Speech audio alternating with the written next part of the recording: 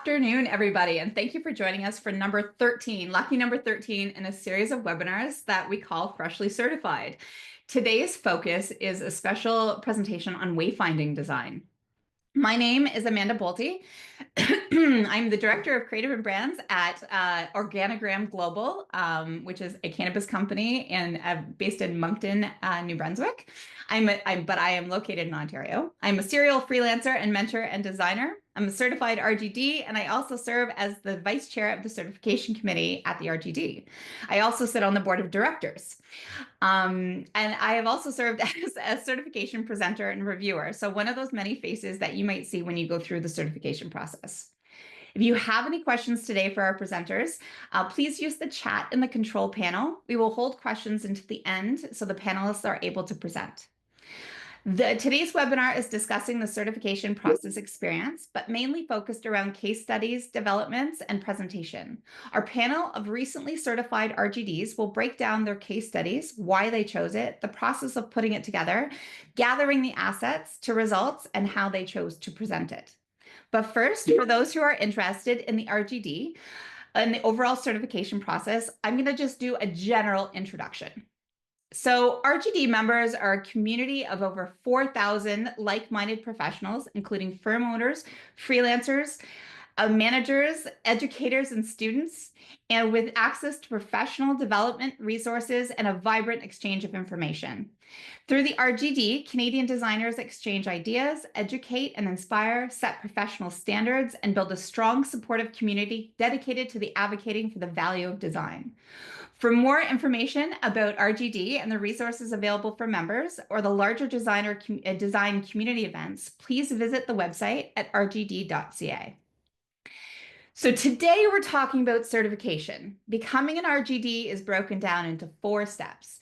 Filling out the application to see if you're eligible. It's a form, easy peasy. Taking an online test, doing an online portfolio review, and then finally the presentation of the results from the RGD.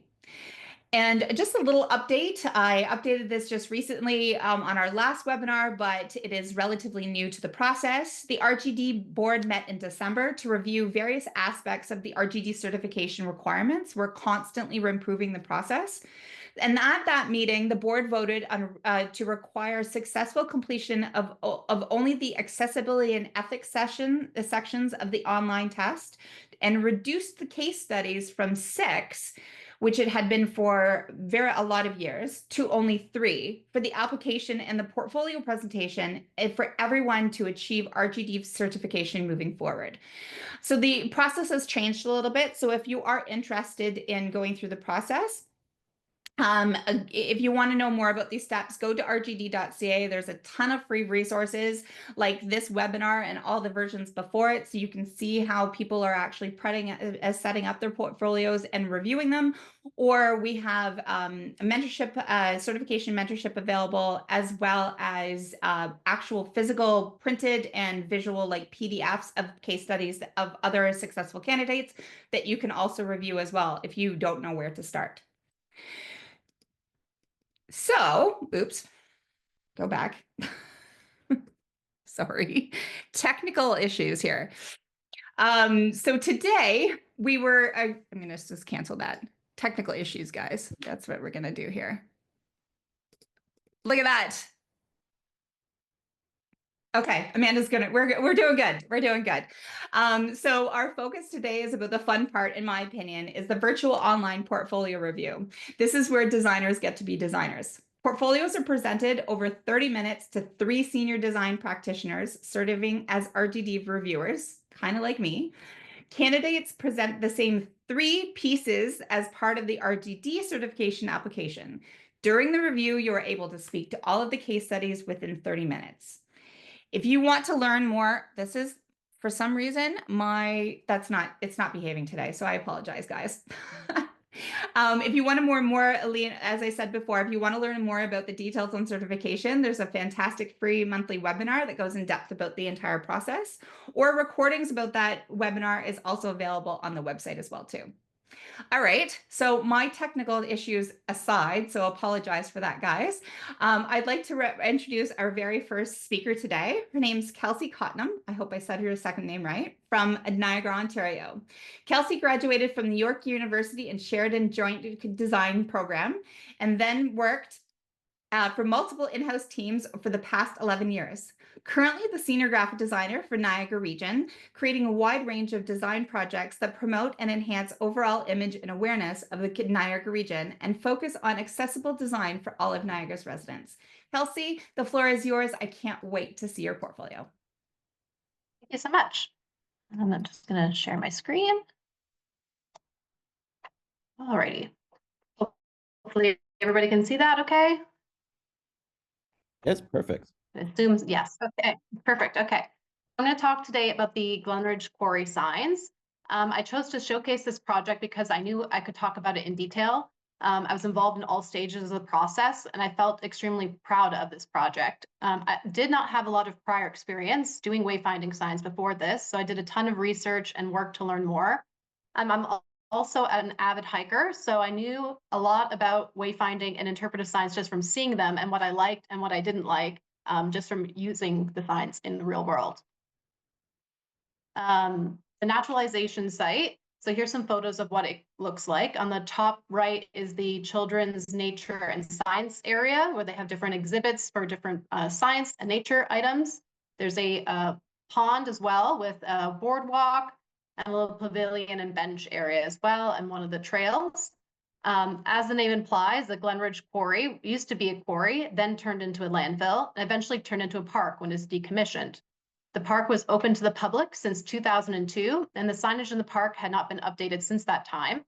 The Public Works Department reached out because they wanted to revamp the signs in time for the Canada Summer Games in 2002, which was taking place very close to this park. So they wanted this site to look its best. My role in this project was as the sole designer. I created everything from the initial concepts to the final project. I worked to find vendors for the production to fit the project requirements. I worked collaboratively with my team as well as the client to edit and refine the content. So the first step was to do a walkthrough of the site, mapping out where all 43 of the existing signs were and what their condition was. This revealed another challenge. The signs were often faded by the sun or vandalized and damaged over time. So whatever solution we decided on was going to have to prevent this in the future. And as well, when I was walking through the park, I noticed how difficult it was to navigate. There was only one map at the very front of the park, and not all the trails were marked properly. So a lot of times you didn't know exactly where you were within the park. And if there were directional signs, they weren't always accurate because that direction no longer made sense. So you can see the damage on one of the signs here, and it's faded by the sun. So then the next step was revising the sign content. It was severely out of date and inaccurate. I mean, Pluto was still a planet on one of these signs, actually, so severely outdated. The previous signs were very dense with a lot of technical information, so we needed to develop content that would keep people's interest, explain the hidden treasures and unique history of the site. I included in my presentation some of the process layouts to show how the signs developed and changed and refined based on the design feedback and real world testing. So here are some of the process designs throughout. I do regret that at the time, I did not take pictures of actually doing the user testing at the park, but instead during my presentation, I just explained what I did rather than having the ability to show it. So here's the final design for the previous sign. My strategy was to make it more engaging and accessible to all. During my research, I came across the term streakers, strollers, and studiers, which I used to reference the type of users that would be in the park to help inform my designs. Streakers and strollers tend to take less time in viewing the information panels as they're passing through very quickly, and studiers take time and study every single piece of information in detail. And the former make up the majority of visitors. My husband happens to be a studier. He has to look at every little thing on a sign, whereas I'm a bit of a stroller, where I'm kind of taking important information and then just walking on. I wanted to create a layered sign that would grab the attention of the streakers and the strollers and chunk the information so it's easy for them to scan and read, but with enough information that the studiers had to engage as well. I established a hierarchy of information that would be engaging to all users by creating short paragraphs and call-out boxes for important information, as well to engage the visitors in the site by using prompts like look for or can you find, for a way for them to engage in their environment and to provide a quick fact to take away. You can kind of see those in these zoom in boxes here. Accessibility was very important to me, and the previous signs were very hard to read due to the size of the text and the high reading level, and the previous design of photos were on top of the text. So I wanted to prove this. So I conducted user testing, as I mentioned before, printing out a couple of the signs in development and asking staff members to check its readability, if this content was engaging and if it was easy to understand. After this test, I further refined the concepts to adjust to this feedback. I also created a system within the park, naming each trail and giving it a unique color that carried over to all the signs, so you can always know where you were. At each sign of the park, I added a color band on the left-hand side that corresponded with the color of the trail of where it was located, as well as its name, so visitors could easily identify where they were. So here is some of the trail colors and patterns I designed to make it more accessible. On the left-hand side was the original map that was at the front of the site. This one, the middle one, was what the first version I did, and based on feedback, was very hard for people to see it, so I refined it even further. And so this is the final map design. And you can see here what I've done to make it more accessible as well is to give the trail length and the surface of the trail, so people can decide right from the start whether they are able to do that trail or not. This was an additional map that was created for the exhibits at the Children's Science and Nature area. They have 5 different displays showcasing a variety of science and nature experiences for children who visit either with their family or on class trips. So this is the wayfinding sign process. These were also designed with accessibility in mind, making sure the color contrast was correct, the font size would be appropriate for where the visitors would likely be standing in relation to the sign. So on the left-hand side was my original design, where I had the colors of the trails and the direction, but then I was thinking at these decision points, it'd be good to have a map as well of a where you were pin. So that was the second version. And then the ultimate last version, I combined these two ideas together to have the colored bands to represent the different trails as well as the map. I wanted to create a series of panels that, while they looked different, they would be still part of the same visual family. So when they're spaced far apart, the readers could see that they're the same chapter of they're seeing a chapter of the same story. I wanted to create a sign that, well, while they would be noticed in their immediate environment, they wouldn't detract from it. As part of this project, we also needed to source a solution that would be vandal and UV proof as possible in order for the new signs to last as long as possible. So we sourced a shatterproof glass that had UV coating on it that would go on top of the signs. So should any information need to be replaced in the future, this process would be a lot easier. We would just have to remove the glass and replace the artwork behind. A challenge for me during the application process I really struggled with was that there wasn't really a way to quantify the impact of signs, because this isn't there is no way to say, oh, the sales were increased by this much, because it's a public park. There's no way to see if there was increased users or resulting signs had the impact that we hoped for. So instead, what I emphasized in my presentation and in my application was how the project goals were met, how I was ultimately able to get this new signs installed in time, and despite the aggressive timelines as well. And they were installed and ready for the Canada Summer Games. As a result, as well, they provided a permanent source of information that created awareness for the site's diverse flora and fauna, interesting history, and ongoing efforts to protect the environment. This is my husband, the studier, taking a look at one of the newly installed signs when we did a walkthrough together after they were done. The newly installed signs hope to create an environment where people who visit will hopefully stay longer and better educated on the natural sites and the histories and our efforts towards the future. Thank you. Your husband made an excellent model, by the way. Thank you. You know, what I saw out of the old signs beforehand was the line length. Like, I think that's my number one Yes. with some things is like you have this horizontal thing and like you have like literally the text going from one side to the other. And I just like literally was like, oh my God, how does anybody read that? Like it's It's so very true. It was like from one side of the sign to the other. yeah. Did your husband approve afterward? He did. We spent a long time in the park. He had to read every single one as we went through. There's 43 signs, as I mentioned, so it took a very long time, but he read every single one. Mine's like that too. I've taught him that he needs to take a picture of it and just keep moving so he can read it later. That's a good Yeah. idea. That was pretty much about it. But I think it really shows like just the way that you've taken the color and using color intentionally and choosing a font that's legible and like those shorter line lengths really are like a massive difference in bucketing everything up together. I really, really like it. Like I think it was well done. And I think what's important about like all of the case studies that we'll probably see today is that wayfinding is really a design in context, like it's design in real life.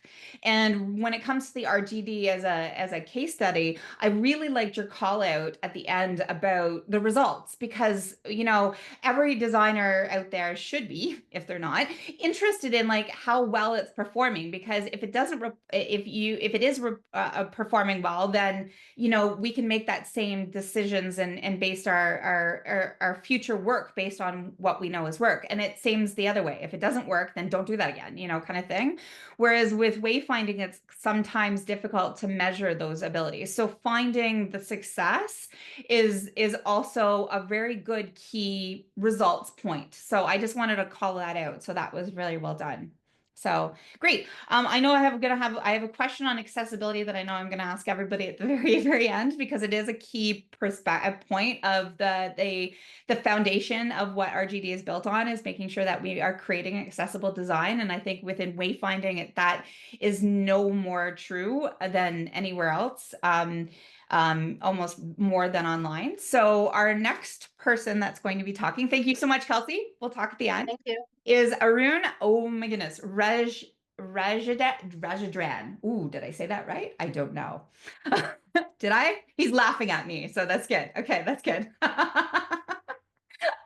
Know that there's significant effort that's being put in there. So our Arun is going to coming from us from Dartmouth, Nova Scotia.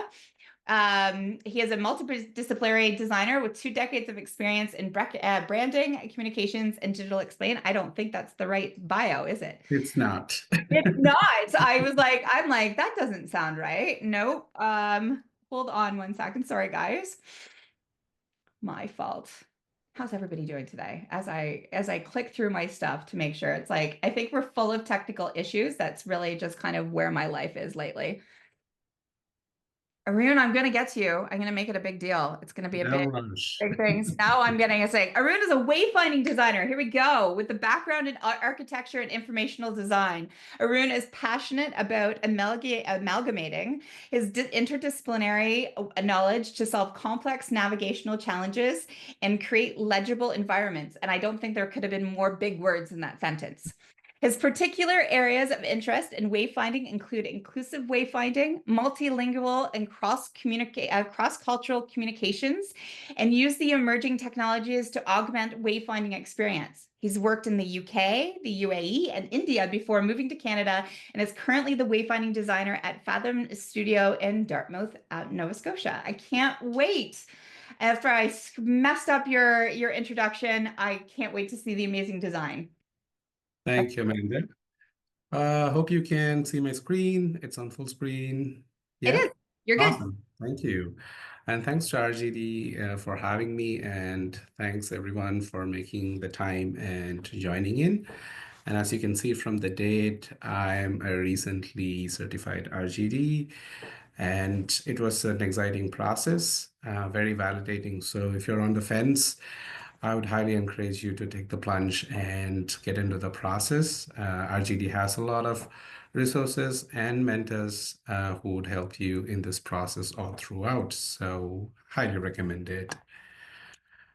And as you can see, I had 6 case studies. Most of them are wayfinding, of course. And today I'll be presenting the St. Boniface Hospital Wayfinding project, which was my main case study. So the reason why my mentor and we chose this particular project as the main one is because of the complexity and the challenges this particular project had. And of the 6 case studies, this was the project that did not have a finished product to show at the end, but I guess the complexity made up for that. So I had this kind of quick fact sheet for all of the projects before I actually spoke in detail about each of the projects. And I didn't go through them line by line, and I was just jumping from the scope, the brief, and then the deliverables. The intent was that the evaluators could scan for the information that they might be interested in. And I also thought it would be an opportunity for me to credit the design team. So coming to the St. Boniface Hospital, it's a 150 plus years old hospital that has gone through a lot of renovations, additions, and demolitions. So that comes with its own challenges. And the second biggest challenge was that we had to implement a wayfinding system that was based on an existing strategy and design that was done by another agency. This is quite common in the wayfinding world, especially for projects like hotels, university campuses, where there is an existing design standard and you're like simply rolling that out onto these spaces. But when it comes to hospitals, it's a completely different story, and I will explain why hospitals are challenging in the next slide. So what we have here are different types of environments and the wayfinding stresses that we experience in these different spaces. So on the left, we have quite relaxing spaces like parks or retail facilities where visitors usually like take their time to get to know the space. There's like no massive rush to find a particular destinations.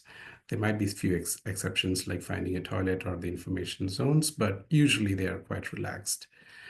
Somewhere in the middle are like mixed use developments or campuses where once visitors know the lay of the land, their wayfinding stress would like ease over time.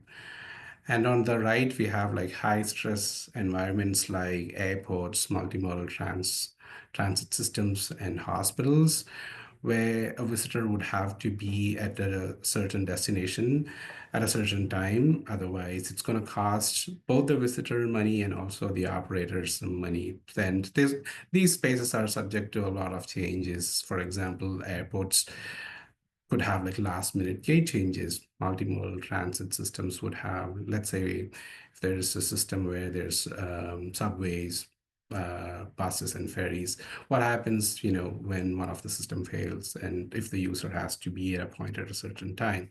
So these are typically high stress environments. So the first thing that we did was to do a site audit. So the project manager and we went to the hospital in Winnipeg. We did an engagement session with the hospital staff. There were participants from different capacities, so we could understand their concerns. What we also did was to do a thorough walkthrough of the hospital and get to know the pain points. And to keep the project cost low, and because it's a huge facility, what you're seeing on screen is just like 1/4 of the ground floor, and it's a beast of a facility. We partnered with a local sign fabricator and taught them how to use this app called Sign Agent. It comes with a mobile app. So what they were doing is, over a span of 2 weeks, is walk around the hospital and document all the signs. So each tag is a sign, and as I hover over that tags on the program, I could see the photos that the team had uploaded into this system. So on the right, you can see they had documented quite a bit of signs. We were also like working with an outdated plan. So they had noted that there were instances where signs were missing, where numbers were wrong. So this was quite a big exercise. What this helped in the later stage was to ensure that the solutions that we developed would actually be applicable into these existing cases. So these are some of the issues that the hospital had. It's a nice arrival experience, I must say, given the visual noise, but then there were no signs that helped with the orientation or pointing to the key destinations. They had these floor graphics. You will see more of them in the next slide, but except for a few colors, the staff members couldn't tell what colors would take you to which destination. There was like no legend that the visitors could refer to. And they were using a combination of different sign systems because the hospital being like so old, they had this alphanumeric system, they had this updatable sign system, and another type of sign hardware, not just in terms of hardware, but also in the way that the information was presented. And the other challenge was that the messages would have to be bilingual, both in English and French, which meant that the real estate should have to be used in a very judicial way. As I said, things move around quite a lot in hospitals. So they were creating these ad hoc signs. The hospital actually has a small sign shop in their basement. So they were doing these signs as and when things moved. Some of the signs pass accessibility in some way. For example, these signs have good contrast, but they lagged when it came to type sizes or like the proper use of fonts. They were also using these systems in the newer parts, and they had issues like wrongly installing them on doors or like moving these inserts without actually paying any attention. So, one could be on the main level, but the sign should actually be, in another place. So that was another issue that they had. So what we have here is a glimpse of the design and strategy that was done by the other agency. From the date that we found on the report, we guessed that it could have been done during the pandemic, which might have limited the other agency to actually go there and experience the space. And this is also really common in wayfinding, where sometimes we'll be just working off of plans and a few photos here and there. So it's not ideal, but if there was a chance, I'm sure the designs could have taken a different direction.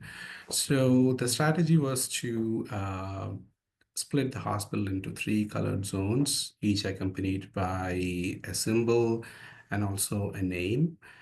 And as we were having discussions throughout the project with the hospital staff, we found that like people were confusing these names quite a lot, and some of the design team here were also having trouble recollecting these names. Was it like red maple?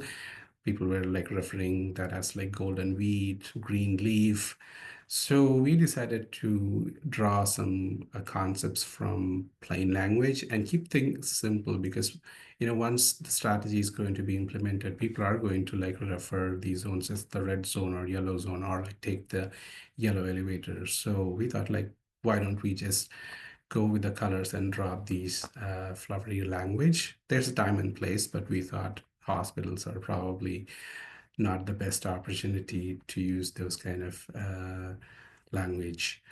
So in applying the strategy into the design, the intent was that each of these signs in those colored zones would have like an accent panel that tells you which zone they belong.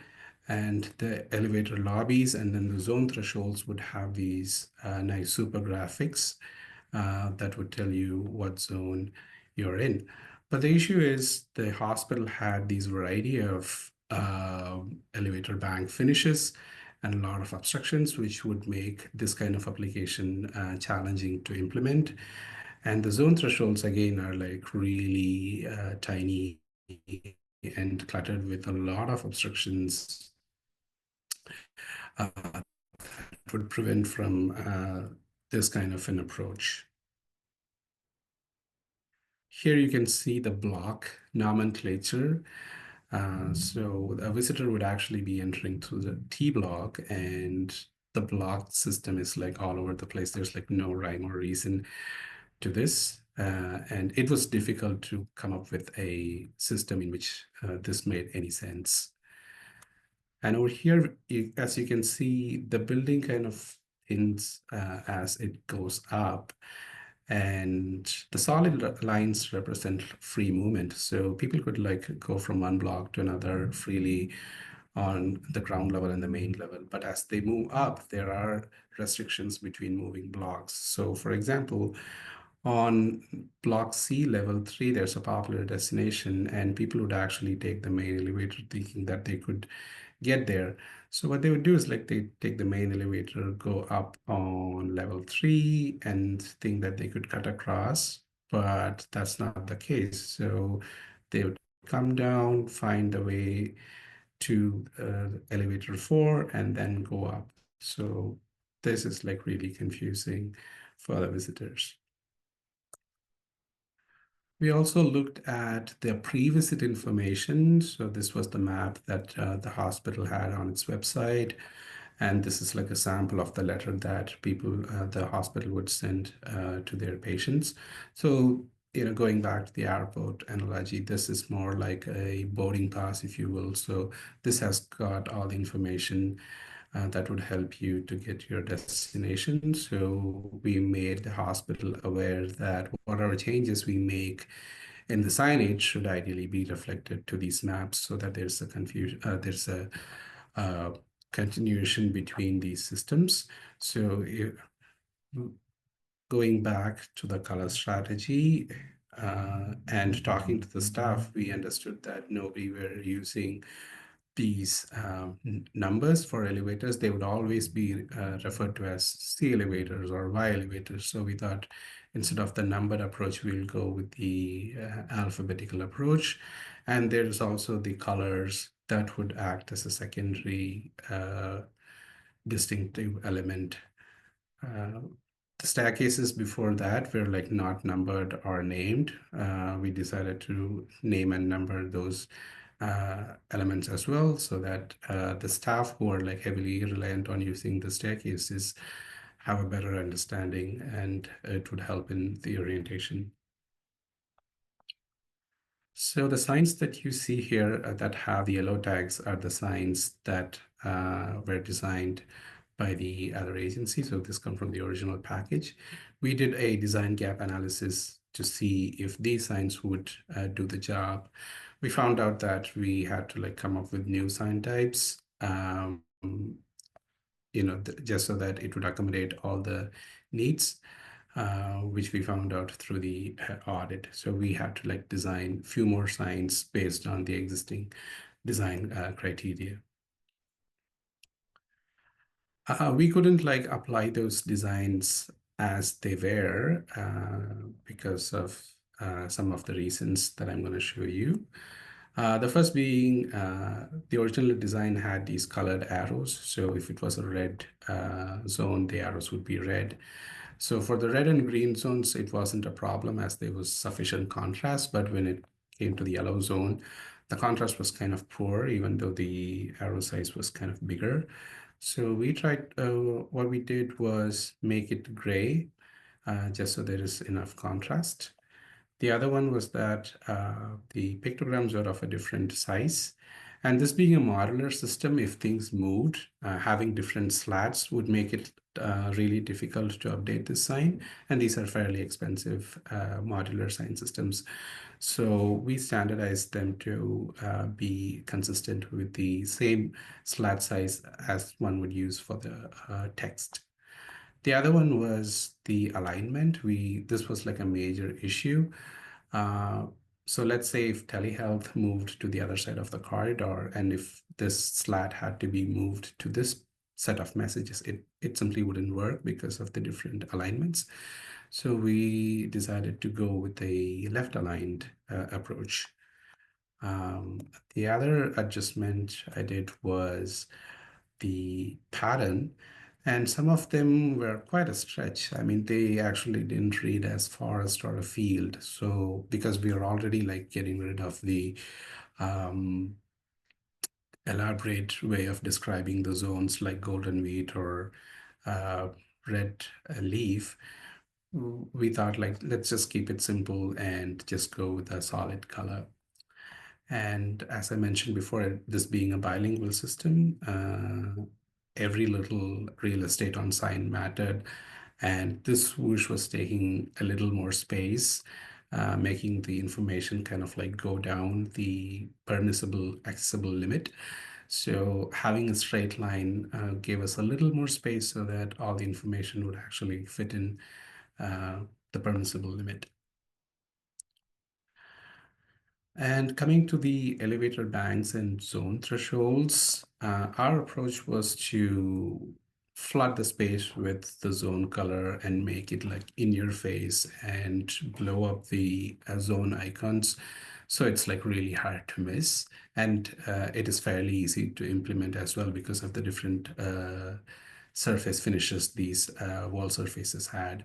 And the solution was to like simply paint them, and all of these could be like cut out vinyl, which would be fairly easy to apply. Those were like the design part of the solution. The other thing that we spent a lot of time doing was the destination programming. So what you see on left is the only directory that they had, and what we have on the right is just like a portion of the destination programming that we did. And this gave them an opportunity to revisit the destinations and see if the destination names made sense, if people could actually understand these. And it also gave them an opportunity to simplify those destinations.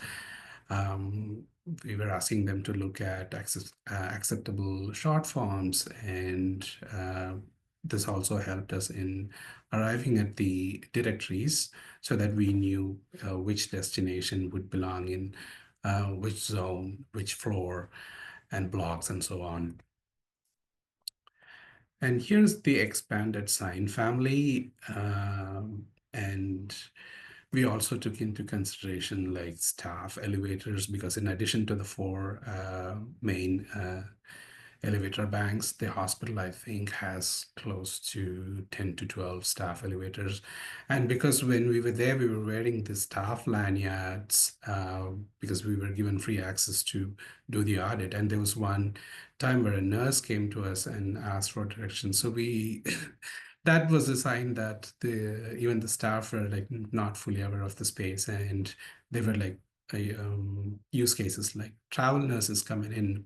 So the same strategies like applied into staff elevator, and the new designs would actually like overcome the limitations like smaller mounting heights and so on. Going back to the colored lines, we did not take them away from them, because these were kind of like the top three destinations that they were already familiar with.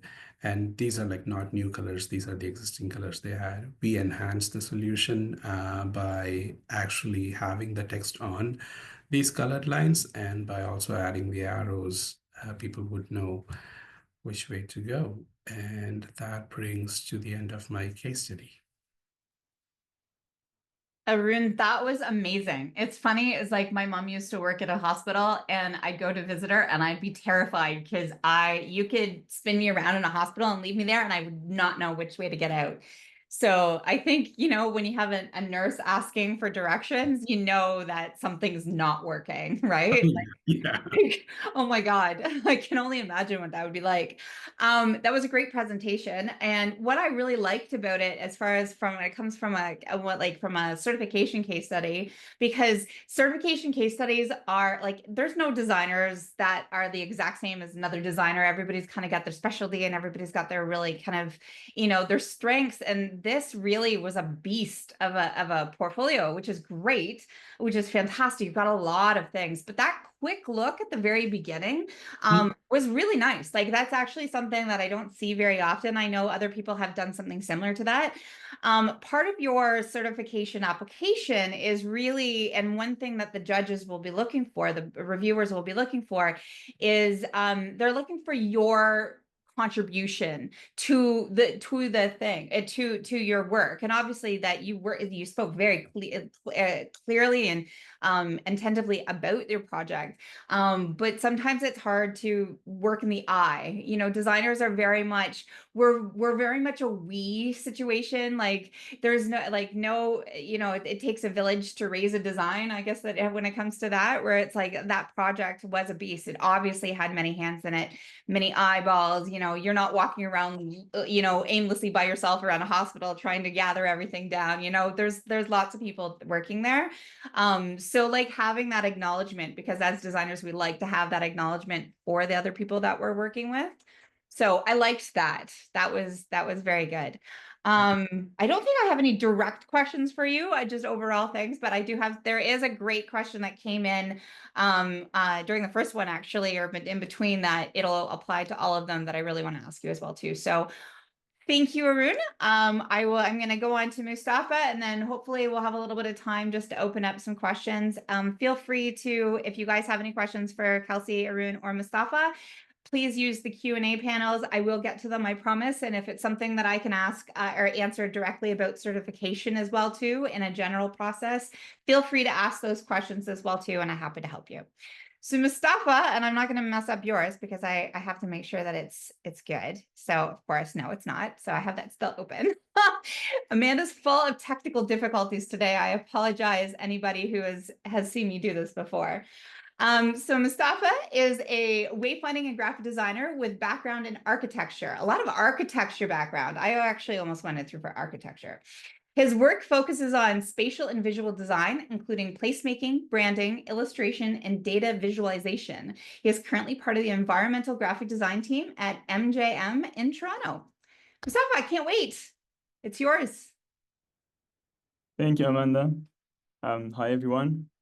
Let me share my screen.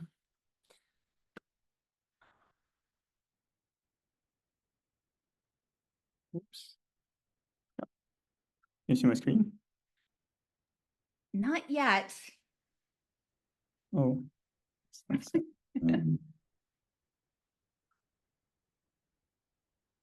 Oh, looks like we're doing something, and we're golden. You're good.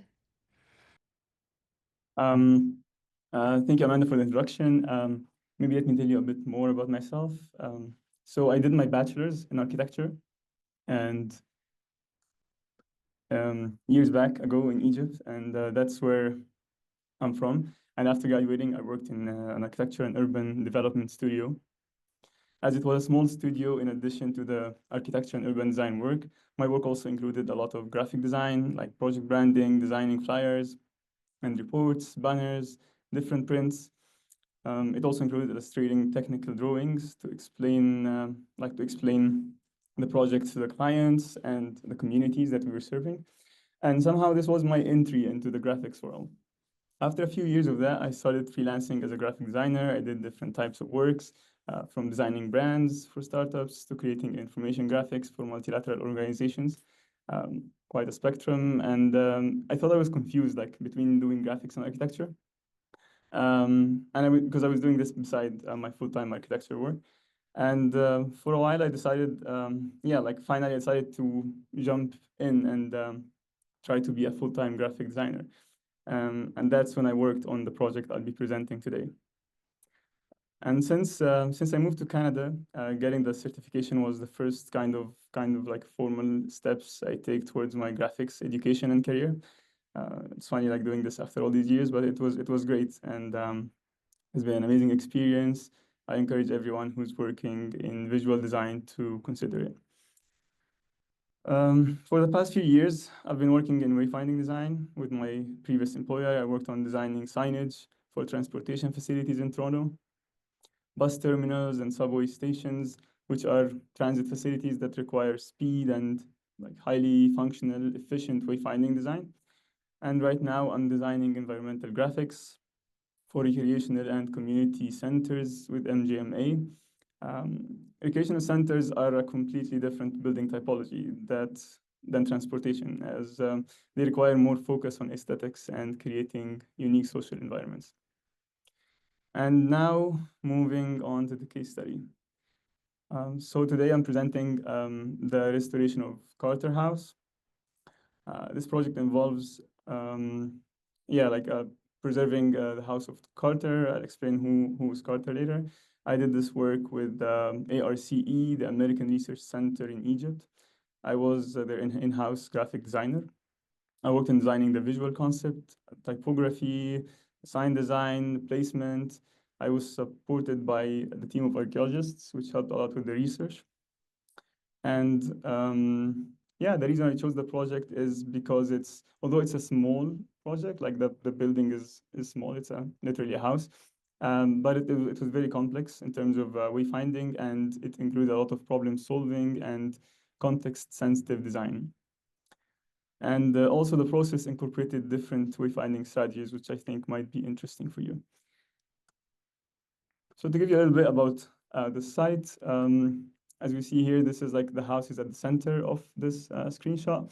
It's almost in the middle of the desert on the western side of the River Nile in Luxor. It's close to one of the old cities or villages and a couple of historical sites as well. Here we can see a photo of the building after restoration. So the house was built in 1910. Howard Carter was a British archaeologist, and he was living there when he discovered Tutankhamun's tomb, one of the archaeology's greatest discoveries. The house includes his workspace, a replica of King Tut's tomb, and other spaces and antiques. As the ministry wanted to transform, the Ministry of Tourism in Egypt was overseeing the project force. They wanted to transform the house into a museum. And of course, this required creating a wayfinding system in addition to the restoration work. So the objectives that was mentioned mainly in the design brief included creating a system that improves the visitor's navigation and experience, creating a system that's accessible and bilingual to serve both locals and tourists, that is functional and that visualizes aspects of Carter's persona and history of the house. So in a way, we try to embody Carter's spirit and bring it to the wayfinding system. And of course, like every design project, we started by the design research. And the outcomes of the research included that Carter was not just an archaeologist, he was also an artist, a photographer, and he often wore a hat and he smoked a pipe, which are indications of the Art Deco era, and that's when the house was built. And it also included that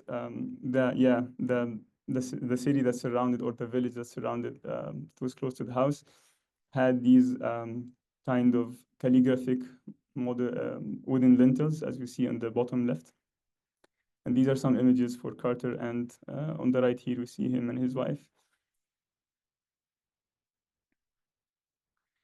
The first initial sketches, unfortunately, I didn't keep the sketches, which is something that I encourage everyone who's preparing case studies to keep.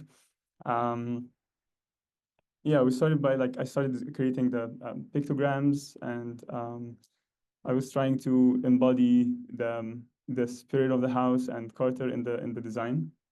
And so the pictogram system we created, or I created, was just was a very fine system to make sure that it can illustrate different visual aspects and different elements that could be detailed further.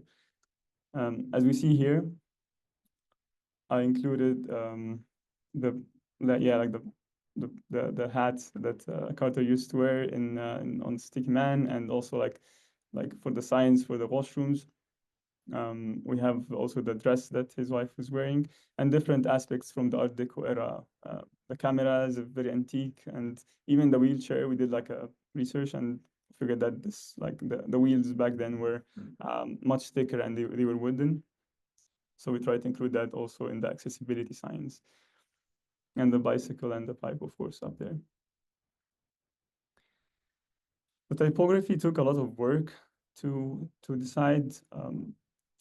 we like I ended up choosing something that's surf because of it has more of like an kind of antique old feeling, and also like choosing two different like choosing the type faces that are either like the Arabic and English. It was hard to find a matching pair of typefaces, and yeah, after a lot of research, I figured that these made sense to include. They had kind of like similar contrast between the thickness of the characters, and the edges were kind of similar, so it kind of felt cohesive and not that like one of them would be visually different than the other. And then I started proposing the signage heights, mounting heights on the building, trying to see where the different sign types would go and how high they can be to be accessible. At the same time, to like to match the clear height that was required for the building, although it was a very small building, but we took it as a like complete project. Oh, sorry about that. This is an example for some of the information or like, yeah, like information signs that we created. And on the left here, we have the timeline. These were a bunch of panels that were designed, they were outside of the building, and they included the whole timeline of the building and the story of the discovery of the tomb. And on the right, we see like, yeah, like more about the history of the building and the architecture.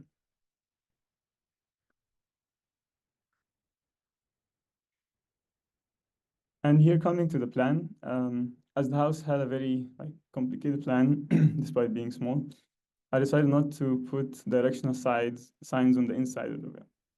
And that's for a couple of reasons, because as the building is tiny, like it would have been very complicated for people to kind of stop and look at the signs, and like there's not much spaces inside. So instead of that, I used a large directory map at the entrance of the visitor's plan to plan their trip and kind of familiarize themselves with the house before entering. And on the inside, I used a small version of this in the corner of the room identification signs. And that's kind of to keep as a key for the map for the visitors to keep their orientation. You know how museums are usually, you can usually get stuck behind someone while trying to see a display or read a certain sign because the building have like narrow corridors. It was very important to carefully consider the placement of the signs and trying to create, to avoid creating like bottlenecks where people get stuck reading larger signs at smaller spaces. And the signs had high contrast, which made them more legible. And the off-white background it made it harder for the signs to look dusty given the context of the project, and that they would have required a lot of cleaning. This is an example for other informational signs, including like background about the type of photography he did and the filming he did as well. And these are the room info signs. They include the key map, as I mentioned earlier, and they also mark the holes where the mounting would have been. It was difficult trying to create these like signs with the heavy text because they require a lot of adjusting in the actual content and to make sure that the English and the Arabic are matching and looking equal. So I spent a lot of time doing that. And we can see like somehow with the justification of the text, you can see some rivers, like extra gaps between the words, which kind of like not ultimate, but somehow like the goal was trying to keep the signs very neat looking and consistent.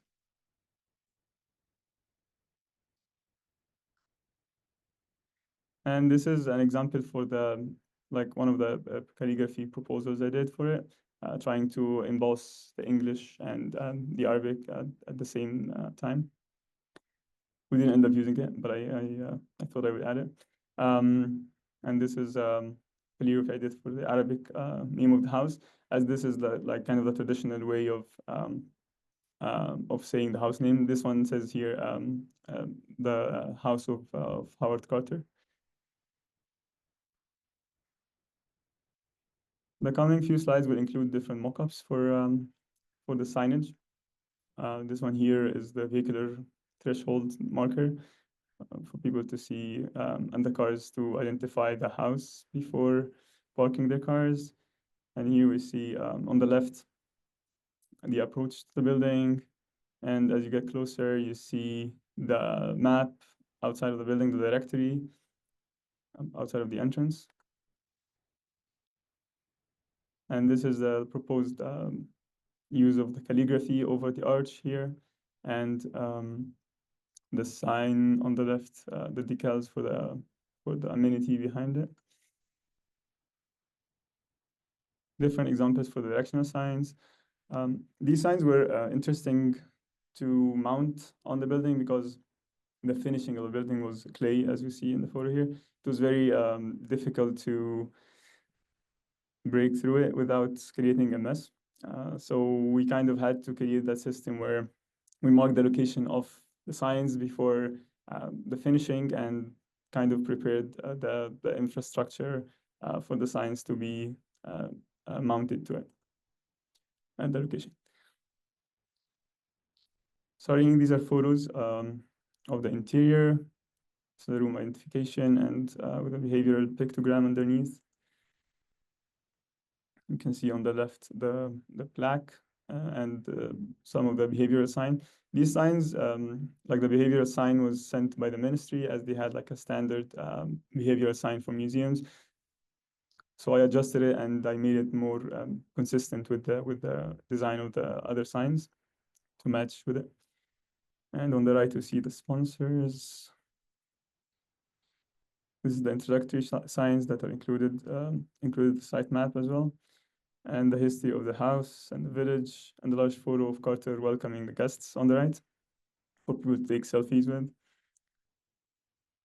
These are some of the interior signs.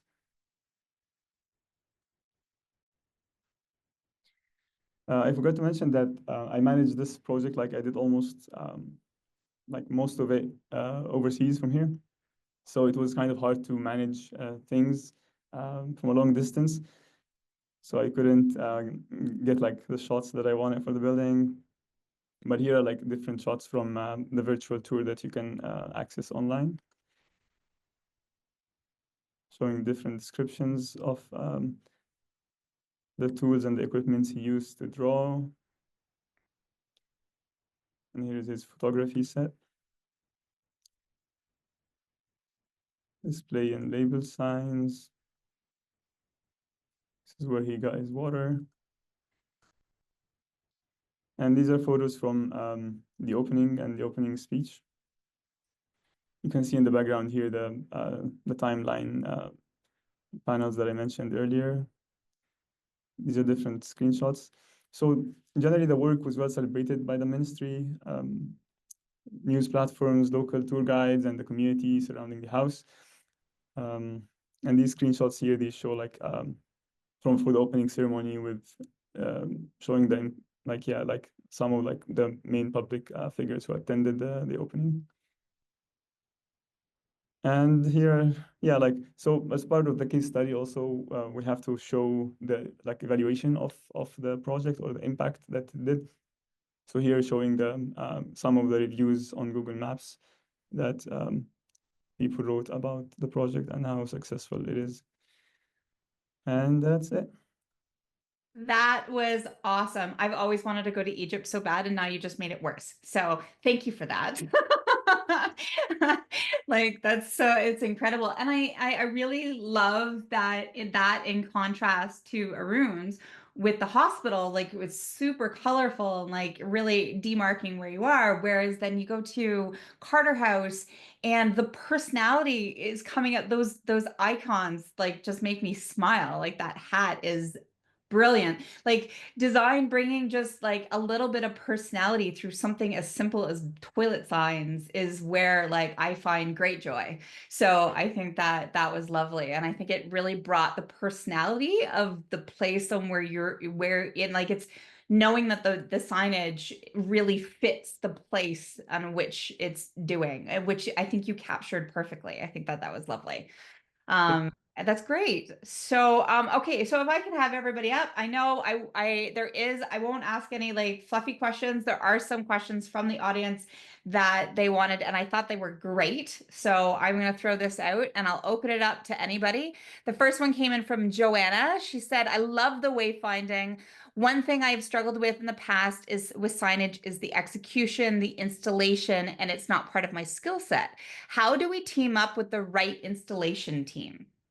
Does anybody have a hot story on like their installation team or finding a vendor that or help it working with the vendor? Some stories regarding that. Anybody want to volunteer? No? I can go. Oh, Okay, sure. Yeah, yeah. Okay.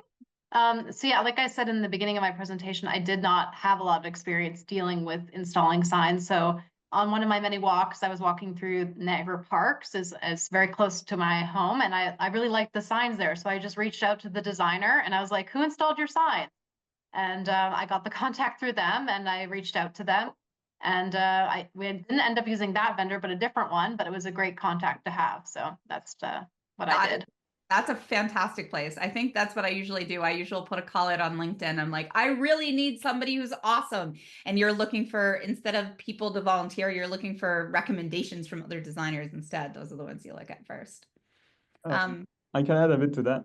I Yeah. think the relationship between the designer and the vendor is very critical. Like we often design things in the air and we think that yeah, like we think that we can create anything, and it's easily to misjudge things in reality after installation and after manufacturing.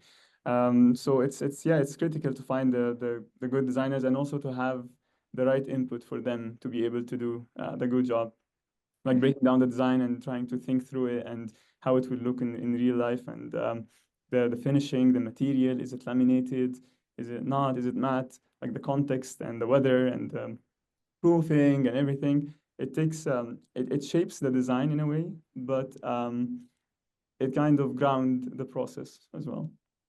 Absolutely. Absolutely.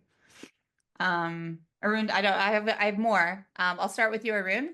Yeah. I have not, sorry. How do you get into wayfinding when you do not have any wayfinding work in your portfolio? So we have people who are interested in wayfinding but don't have any work in your portfolio. How do you get started? Oh, interesting. Lucky for me, I had like an information design degree where I did a module on wayfinding, and I had like a piece or two to show. But if you do not have a piece, I guess it's showing interest in maybe job shadowing or expressing interest into firms that do wayfinding, and see if they would like take you in as an intern, or do stuff like that. Mm-hmm. And probably like if you have a graphic design background and if there is some spatial design interest, that is all that actually gets your foot in. So yeah. Mm-hmm. Kelsey, Mustafa? Yeah, I agree. Like having a graphic design degree, although which I didn't have, I think it helps a lot because like in wayfinding, if you think about it, technically all the signs like require a layout, and the layout includes text and includes pictograms and includes yeah, like different visual elements. So if you have the experience of in layout design, and you can, yeah, like you already like have some skills that are needed. It's a very niche industry, I would say. I thought I was confused for most of my work. Because yeah, like between architecture and graphics and industrial design as well, like these are all very important in wayfinding. But yeah, like I guess having the graphics skill adds a lot, and it's just a matter of yeah, like exposing yourself to experiential projects and like the idea of visualizing things in real life. So it could start with event design, even if that's something that Event design. That's actually, yeah, that's, yeah. I was just also thinking sometimes wayfinding is the thing that you don't notice, especially when it's working really well. You know, it's almost like when it's really well and you just know exactly where you're going and you're following on the signage, just like you don't pay attention. So it's like sometimes as designers is to get into it is start paying more attention to that, and then you can make those decisions in your applications and applying it in different ways as well too. Whenever I wanted to get into something that I wasn't doing in my day job, I was freelancing with it in my part-time work, or I'd find a pro bono project where it'd be like a local park that needed some help. I'm like, really want to do this kind of thing. Not always an option. Not always everybody has time for it, but it'll get you in there. This one's specifically for you, Mustafa, especially with the Arabic. Oh, also, by the way, I have to say there's a lot of people commenting on the logo that you intertwine the Arabic on the thing. Big fans. Big fans. Everybody liked it. So loved that you, yeah, I'm glad that you included that in your portfolio, even though it didn't get accepted. It was still very relatable. So chef's kiss to you. So that was good. Jessica asks, how do you weigh or how do you weight or use the hierarchy for the two languages? So how is talk about that. That's a very good question. Yeah, between Arabic and English, it's complicated because you have one language that's written from left to right, and then the other one is from right to left, and they have completely different shapes, different styles. One of them is super connected, the other one is like just characters. So it's the decision of layouting the like which over the other was of course based on the context, as it's mainly Arabic speaking country. So we had Arabic as the primary language, and then English came first. I tried to keep both equal in terms of like font sizes, which is also very complicated on Adobe. Arabic is not very easily adjusted in Adobe than like Latin languages, which are more commonly used there.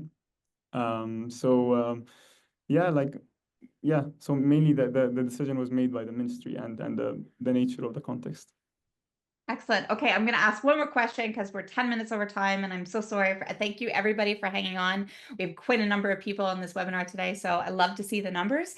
My favorite question is, what would you tell to somebody? I'm going to ask all of you. What would you tell somebody who's sitting on the fence, who's like, I don't know where to start, or I'm afraid that it's not going to be for me, or if I'm not going to do it right? What would you tell them today? I'm going to start with Kelsey. Yeah, so I actually started my application process in 2020, just before COVID hit. And then COVID hit, and just a bunch of other life things happened. And I was like, I got to put this on hold. So I eventually did get back to it. It took a while, but I got back to it last year and was like, I'm doing it this year. I'm going to make it happen. And so, yeah, it took me a while to get back to it and to get back into it. But I appreciate having the community of the RGD, especially as a designer in a like very small team in a very small community. It's nice to have all those people that for inspiration and for connection as well, to get that sort of thing. So I really wanted to get it done eventually. And I definitely am not someone who's very good at presenting either. So I definitely did a lot of practicing beforehand as well to feel more comfortable with the virtual presentation part of it. Well, you did great. You're Thanks. here. You did awesome. Arun, what would you say? Yeah, I think I was also really hesitant about getting certified and feeling that, oh, is this work good enough? And but then I did like reach out and put in the application. And the good thing is that you're not alone and you're not suffering in silence. There's this whole team behind you, and you would be like paired with a mentor, who's definitely gonna like hold your hands up to the very end to get to where you are. So please don't be scared and take the plunge. Exactly. You can be me. You can be sitting here talking to you, lovely people. Mustafa, last one, and then we'll say goodbye. Yeah, I totally agree with what Arun said. Like the RGD team makes it very delightful experience. Although it was harder for me because I didn't have any like formal education in graphic design. Mhm. So going through the exam and like trying to formalize things a little bit. Like